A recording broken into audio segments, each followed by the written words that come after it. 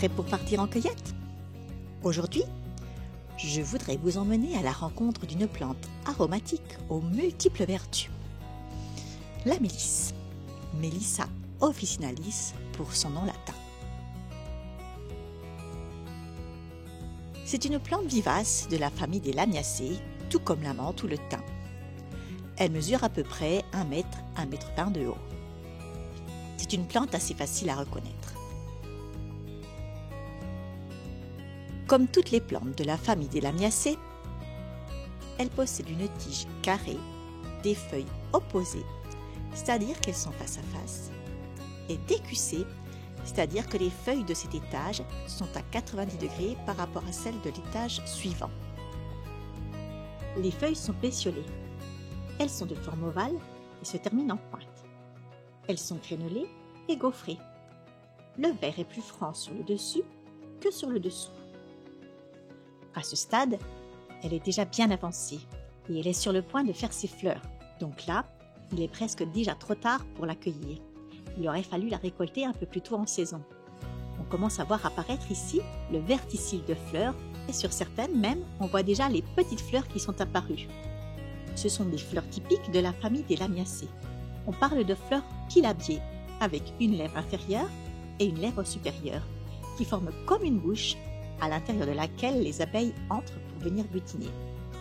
C'est d'ailleurs une plante très mellifère qui a une odeur très caractéristique.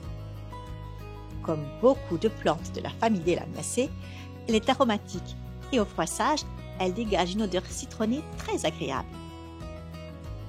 C'est une plante qu'on peut utiliser pour aromatiser une salade ou quelques crudités et c'est aussi une plante qui a beaucoup d'intérêt au niveau médicinal. Elle est digestive et antispasmodique. Elle est également sédative. Elle aide à réduire le stress et les insomnies, mais aussi les migraines d'origine nerveuse. L'inconvénient de cette plante, c'est qu'en fait, ses vertus ne sont présentes qu'à l'état frais. Au séchage, une bonne partie de ses principes actifs disparaissent.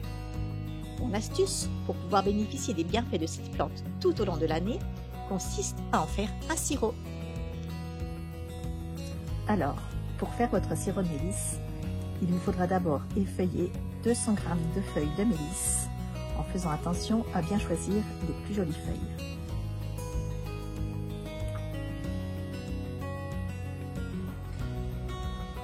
Ensuite, il va falloir faire frémir 2 litres d'eau et lorsque l'eau frémit, vous allez ajouter les feuilles de mélisse dans votre eau. Vous pouvez même couper le feu, ajouter les feuilles de mélisse. Bien veiller à ce que toutes les feuilles plongent dans l'eau. Une fois que vous avez mis toutes vos feuilles de mélisse, il va bien falloir recouvrir pour éviter que les principes actifs ne s'évaporent. Et voilà.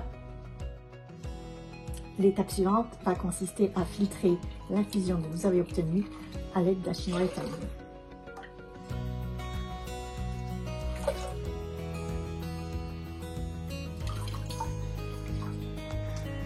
Alors une fois que vous avez filtré votre infusion, vous allez la mettre dans la casserole.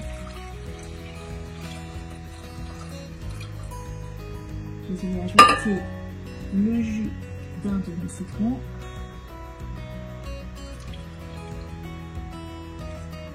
Et puis 1 kg de sucre par litre d'eau.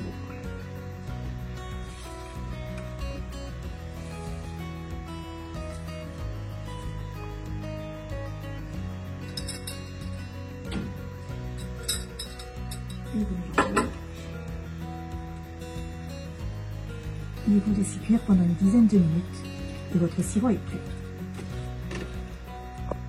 L'étape suivante a consisté à mettre votre sirop dans des bouteilles en verre que vous aurez auparavant stérilisées. Il faut faire assez vite parce qu'il ne faut pas que votre sirop se refroidisse pour permettre à votre sirop de se conserver plus longtemps.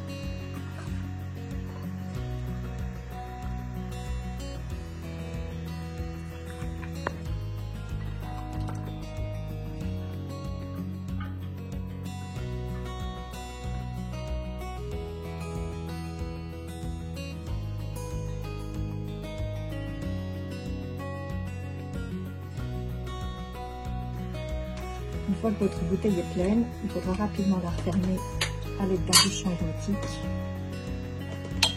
et la retourner pour tuer les microbes qui sont dans l'air. Et votre sirop est prêt.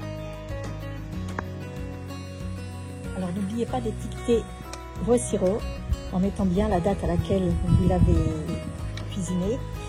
C'est un sirop qui se conserve 1 an dans un endroit frais comme une cave par exemple. Et après ouverture, il va pouvoir se conserver au frigo environ 1 mois.